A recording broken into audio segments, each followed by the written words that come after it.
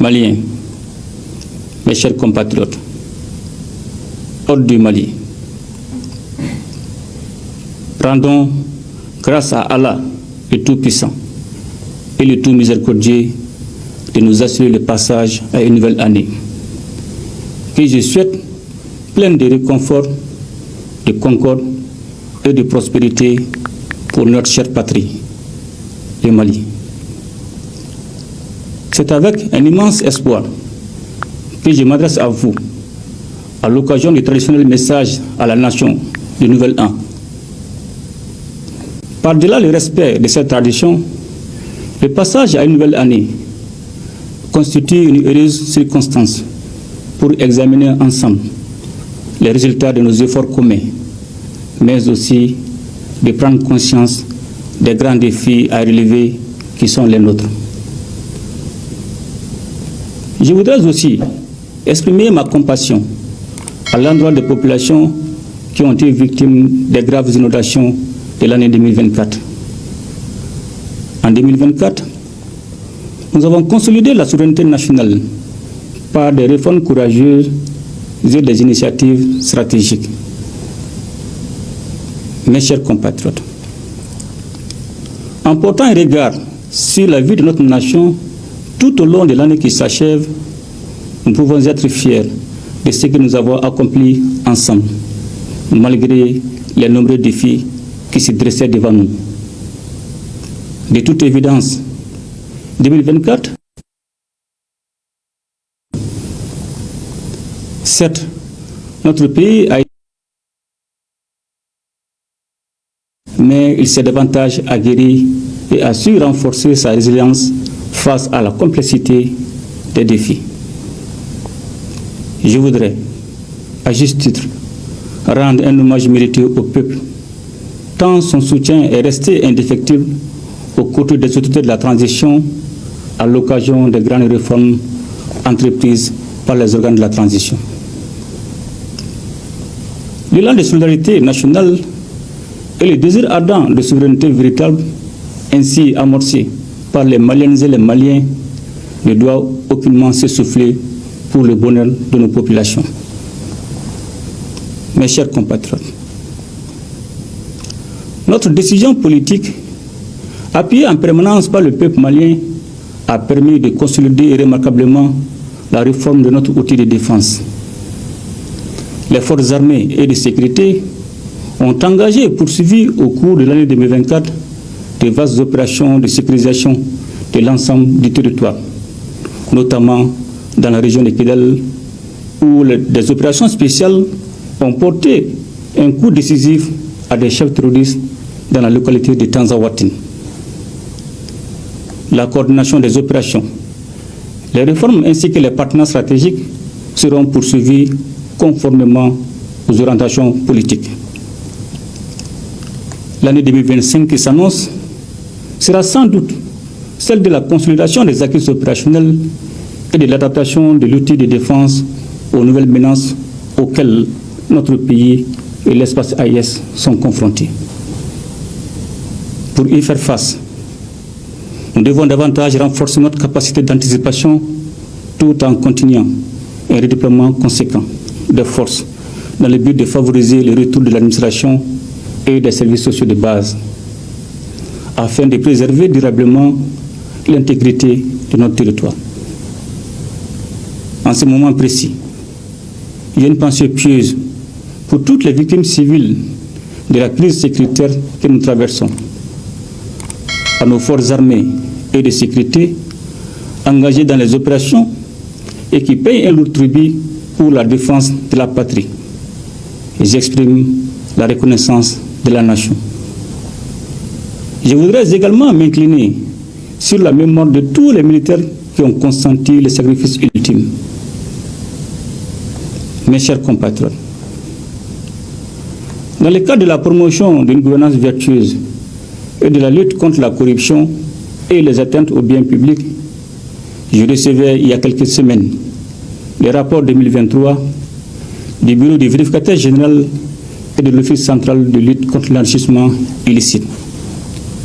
C'est le lieu de réaffirmer notre engagement à poursuivre cette dynamique porteuse d'équité et de justice sociale. La session spéciale de la Cour d'assises en juillet dernier marque également un tournant majeur dans la lutte contre les infractions économiques et financières dans notre pays. Malgré un contexte économique difficile, le gouvernement s'emploie à assurer une gestion efficiente des ressources publiques et à réduire le déficit budgétaire. Dans le même temps, il a pris des mesures fiscales incitatives à l'endroit des opérateurs économiques pour garantir l'approvisionnement correct du pays en denrées de première nécessité à un prix maîtrisé. Le soutien au secteur privé, amorcé par une introduction initiale de 200 milliards de francs CFA et porté par la suite à plus de 346 milliards de francs CFA, joue un rôle déterminant dans la relance économique du pays. Cet appui contribue également de manière significative à la réduction de la dette intérieure, renforçant ainsi la stabilité et la résilience de notre économie. Dans cette optique, le gouvernement a décidé de renforcer la place de l'État dans des secteurs stratégiques comme les télécommunications et les banques, en devenant actionnaire majoritaire de la Sotelma et de la BNDA. Sur un autre plan, la politique de diversification du secteur minier a porté ses premiers fruits avec l'ouverture de la mine de lithium de Goulamina dans la région de Boukouni, qui figure parmi les plus grands gisements de lithium au monde. Dans le cadre de la défense des intérêts du peuple malien, les études menées dans le secteur minier ont permis de réviser l'ensemble des conventions d'établissement. C'est ainsi que les anciennes conventions ont été adaptées aux exigences du Code minier de 2023, ce qui permet d'apporter annuellement une contribution de 1022 milliards de francs CFA, soit un impact additionnel de plus de 585 milliards de francs CFA. Le gouvernement entend conforter cette dynamique afin que le secteur minier soit un véritable pourvoyeur des ressources pour financer le développement de notre pays, selon la vision 2063, dont le lancement a eu lieu cette année.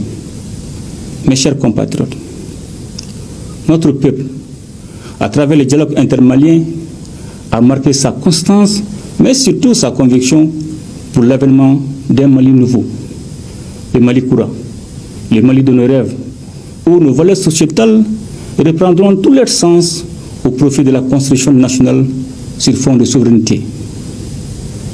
Le sentier du Mali courant, que nous bâtissons courageusement et méthodiquement, s'appuie essentiellement sur notre foi en l'avenir du Mali, avec comme objectif l'émergence d'un Malien de type nouveau, le Mali d'un courant, un patriote et un bâtisseur. Fort de cette conviction, nous avons lancé en avril 2024 le programme national d'éducation aux valeurs qui vise à renouer avec nos valeurs traditionnelles et à les revitaliser face à la crise multidimensionnelle qui traverse notre pays. Conformément à ma vision de donner une culture de Mali Koura à la jeunesse et à inculquer la valeur sociétale aux jeunes du Mali dans une dynamique de revitalisation culturelle de nos territoires, je décrète l'année 2025, l'année de la culture au Mali, toute chose qui participera à la renaissance culturelle de notre pays, avec nos valeurs cardinales de paix, de cohésion sociale et une promotion accrue des talents de nos artistes, avec une valorisation de notre patrimoine culturel commun.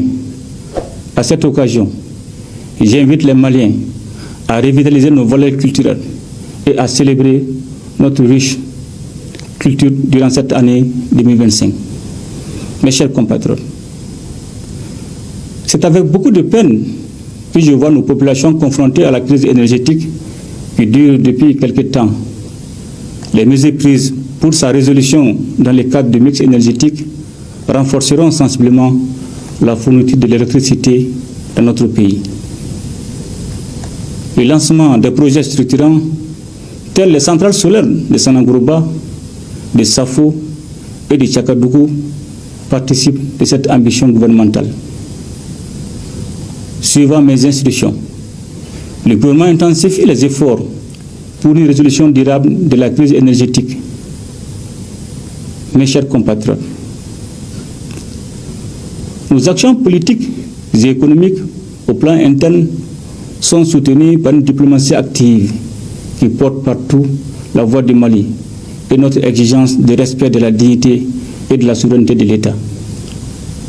La création de la Confédération des États du Sahel avec le Burkina Faso et le Niger a constitué l'événement majeur dans la sous-région ouest africaine en raison de ses implications politiques et géostratégiques. C'est avec une grande satisfaction que je constate l'évolution positive de notre confédération, l'AES, dont les volets diplomatiques et militaires constituent une lueur d'espoir pour nos peuples. Sur un plan économique, les mécanismes d'harmonisation des procédures douanières et des politiques d'intégration sont en cours pour garantir le développement socio-économique de nos États. Dans un monde en constante mutation, la recherche d'une meilleure qualité de vie exige une introspection profonde, une action stratégique et une adaptation continue. Inspiré par le discours du président de la République du Mali, le général Assimi Goïta, ce script propose une analyse critique et des conseils pratiques pour améliorer notre quotidien, en s'appuyant sur des valeurs universelles, des approches innovantes et des enseignements tirés de ce discours. En se basant sur la résilience et les réformes courageuses évoquées par le président malien, il est clair que chaque individu peut s'inspirer de ces principes pour bâtir une vie plus épanouissante. Voici une exploration détaillée en plusieurs paragraphes sur les piliers d'une vie réussie et équilibrée, accompagnée de conseils concrets. Le discours du président Goïta souligne l'importance de l'évaluation et de la reconnaissance des efforts passés, tout en restant tourné vers l'avenir. Appliquer cela à nos vies signifie qu'il est crucial de faire régulièrement un bilan personnel. Posez-vous des questions essentielles. Qu'ai-je accompli cette année? Quelles sont mes priorités pour la prochaine? Conseil 1. Prenez un temps chaque mois pour réfléchir à vos réussites et vos échecs, afin d'ajuster vos objectifs et d'optimiser vos efforts. Le président a également exprimé sa compassion envers les victimes des inondations. Cela met en lumière l'importance de l'empathie dans nos interactions quotidiennes. Développer une écoute active et une sensibilité envers les besoins des autres crée des liens plus forts et un environnement harmonieux. Conseil 2. Pratiquez l'empathie en écoutant activement vos proches, en offrant un soutien sincère et en contribuant aux besoins de votre communauté. En consolidant la souveraineté nationale par des réformes stratégiques, le Mali a démontré l'importance d'une vision claire et audacieuse. Dans votre vie, cela se traduit par une planification proactive et une volonté d'agir avec courage face aux défis. Conseil 3. Élaborez un plan de vie clair, définissez vos priorités, et osez entreprendre des initiatives audacieuses pour atteindre vos objectifs.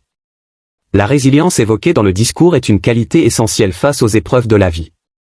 Chaque difficulté est une opportunité d'apprentissage et de renforcement. Pour cultiver cette capacité, il est nécessaire de développer un mental fort et une attitude positive. Conseil 4. Renforcez votre résilience en pratiquant la gratitude, en apprenant de vos erreurs, et en gardant toujours une perspective optimiste. Le président a mis l'accent sur l'importance d'un soutien collectif pour relever les défis. Cela reflète la valeur des relations sociales solides dans la quête d'une meilleure qualité de vie. Conseil 5. Investissez dans des relations significatives, entourez-vous de personnes positives et solidaires, et n'hésitez pas à demander de l'aide lorsque cela est nécessaire. La lutte contre la corruption et les atteintes aux biens publics met en évidence la nécessité d'intégrité et de responsabilité dans tous les aspects de notre vie. Dans un monde où les tentations de compromis sont nombreuses, rester fidèle à ces principes est un choix qui apporte sérénité et respect. Conseil 6. Soyez honnête dans toutes vos interactions, respectez vos engagements, et cultivez un haut niveau d'éthique personnelle. Le président a parlé de diversification économique et de soutien au secteur privé, ce qui souligne l'importance d'une gestion efficace des ressources. De manière individuelle, cela signifie vivre selon ses moyens et investir judicieusement dans son avenir. Conseil 7. Apprenez à gérer vos finances avec discipline, épargnez régulièrement, et investissez dans des projets qui ont un impact positif à long terme. La promotion des valeurs culturelles et de la cohésion sociale illustre l'importance de se reconnecter à ses racines et de cultiver un sentiment d'appartenance. La culture, au sens large, est une source d'enrichissement personnel et collectif. Conseil 8. explorez et célébrez votre patrimoine culturel, engagez-vous dans des activités qui nourrissent votre esprit et renforcent votre identité. Face à la crise énergétique, le président a insisté sur l'importance d'un mix énergétique durable. Cette démarche peut être appliquée à notre gestion de l'énergie personnelle. Prendre soin de son corps et de son esprit est essentiel pour maintenir un niveau élevé de performance et de satisfaction. Conseil 9, pratiquez un mode de vie équilibré, adoptez une alimentation saine, faites régulièrement de l'exercice, et accordez une attention particulière à votre sommeil. La diplomatie active et le respect de la souveraineté nationale soulignent l'importance de maintenir des relations équilibrées et respectueuses, que ce soit sur le plan personnel ou professionnel. Conseil 10, communiquez de manière respectueuse, écoutez les opinions des autres, et cultivez des relations harmonieuses basées sur la confiance mutuelle.